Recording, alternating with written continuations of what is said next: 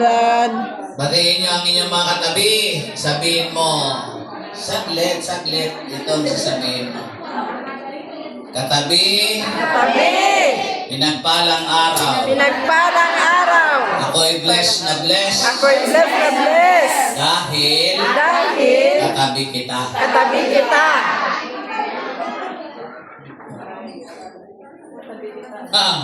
Amen ba? Amen. So, okay.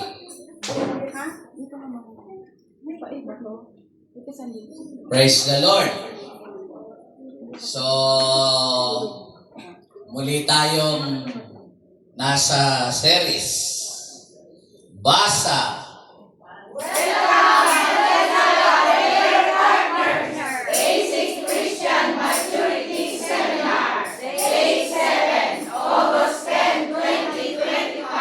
The Foundations of Christian Living.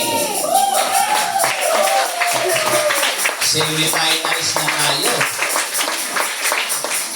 Semifinals na yan. Amen. Kasi 8 yun.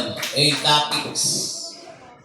So, I'm hoping na founded na tayo.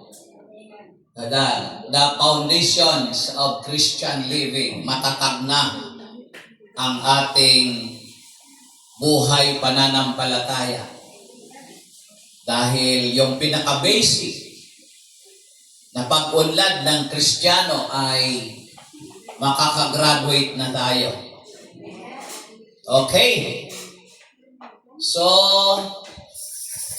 sabayan nyo yung palakpak.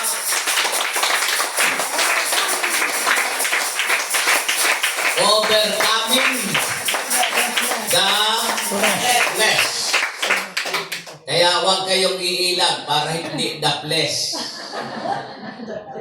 So, patamain natin yan. From Galatians chapter 5, verse 16 to 21, it says,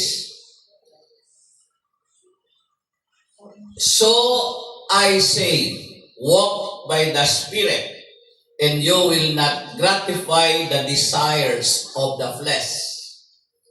For the flesh desires what is contrary to the Spirit, in the Spirit what is contrary to the flesh.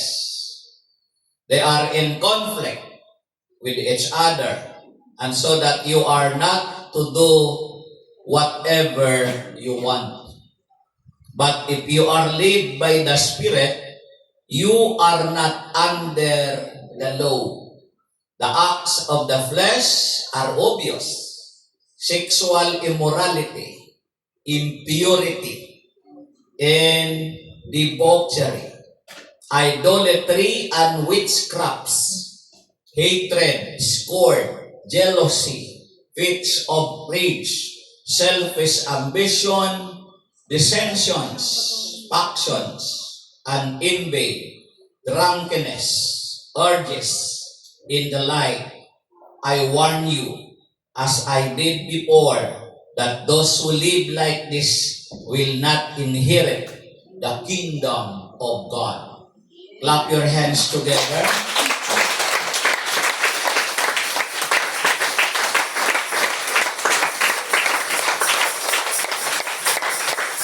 Sinasabi ko sa inyo, mamuhay kayo ayon sa Espiritu at hindi ninyo pagbibigyan ang mga pagnanasa ng laman.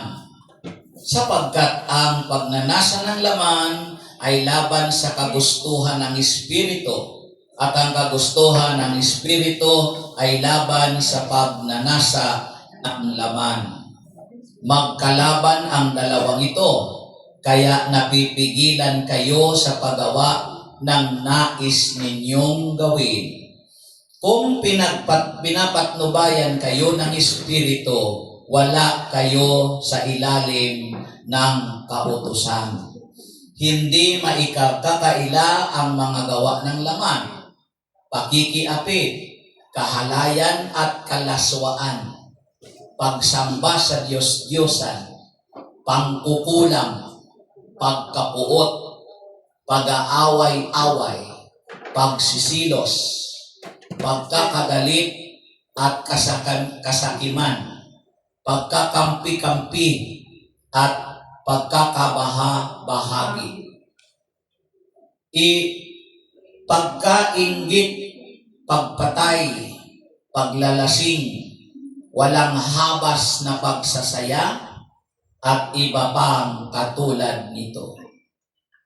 Muli ko kayong binabalaan, ang gumagawa ng mga ito ay hindi magkakaroon ng bahagi sa kaharian ng Diyos.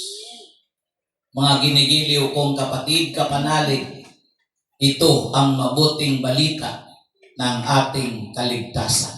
Salamat sa Diyos.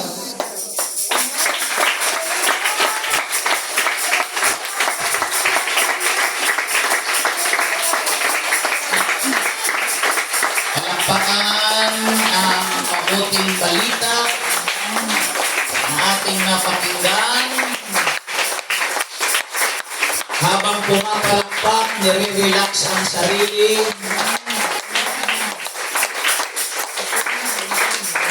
Hallelujah!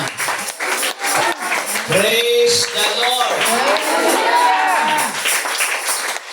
Amen! Nasa mabuti ba kayong kalagayan? Amen! Praise the Lord! Kung ganon. Amen ba? Amen. Taas nyo yung dalawang kamay. Iwagay-way. Pero hindi, walang marinig, ano?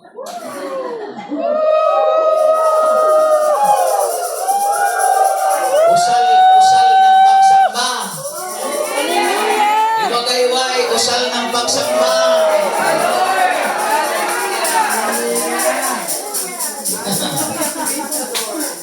Kumimbot-kimbot. Di ba? Amen. Okay na kayo? Amen. So, you may now be seated. Thank you, Lord. So, sabi ko sa inyo, the top 7 pang-pitong topics. At hindi ito tapusin natin ng 17. Ipagpapaliban natin yung last topic, which is the overcoming the work of evil. Kasi inauguration, an anniversary natin, celebrate natin dito. Kaya mag-topic tayo ng Thanksgiving on Sunday. So the next Sunday will be on 24. Yon yung ating final sa BCM. Mamaya i-announce natin, pag-usapan yung program natin next Sunday. Ito muna yung ating harapin. Okay? Overcoming the flesh. Ano sa inyong pangunawa? What is overcoming the flesh? Tagumpayan ang gawa na. Mapagtagumpayan ng laman daw, laman. No? Flesh, di ba? Laman. Gawa ng laman. Okay. So bakit? Ano bang problema sa laman mo? Yung nasa labas o nasa loob? Yung nasa loob, lamang loob yan. Okay? So, aralin natin what is overcoming the flesh. Ang tema natin, mga kapatid, no? Resisting sinful desires in living according to the Holy Spirit. Ayon sa lead ng banal na Espiritu at ating mapagtagumpayan, labanan natin yung sinful desires, yung sa ating nasa kalooban, no? paglabanan sa ang ating mga kasalanang nagagawa o pagnanasa at mamuhay tayong ayon sa banal na Espiritu. So yun ang ating tema.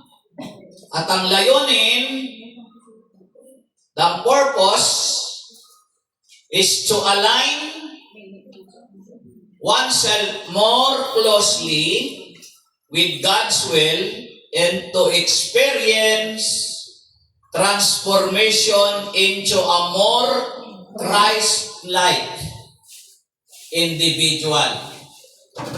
Amen po?